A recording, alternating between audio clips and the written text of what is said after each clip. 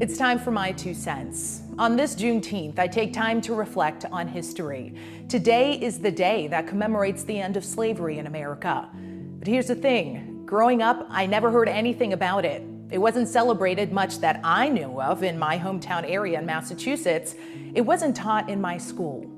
I didn't learn about it until 5 years ago when I worked in Waco, Texas, and learned of the celebrations they held, which makes sense considering Juneteenth stems from General Granger's announcement on June 19, 1865, that the enslaved in Galveston, Texas were free.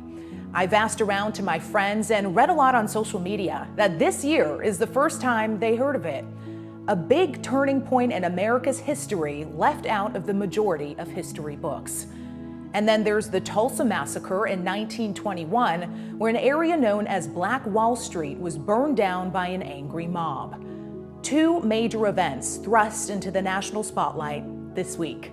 This week, in 2020, some people are hearing about them for the very first time. I think that's sad. Those two parts of history join a laundry list of Black history that's not always talked about. You hear a little bit about slavery. Yeah, Abraham Lincoln helped abolish it. Cool. Then you have Black History Month, and you get a sanitized version of the Civil Rights Movement. You don't hear about the uncomfortable truths, the uncomfortable oppressions Black people face throughout history in this country. And schools have a responsibility to teach our kids this critical history. Knowing the true history of this country is important, no matter how hard it is to stomach. Being familiar with the past events gives us the ability to not only learn from those mistakes, but to see how that history is shaping the present. I think we are doing a disservice to our future generations if we continue to brush hard history under the rug.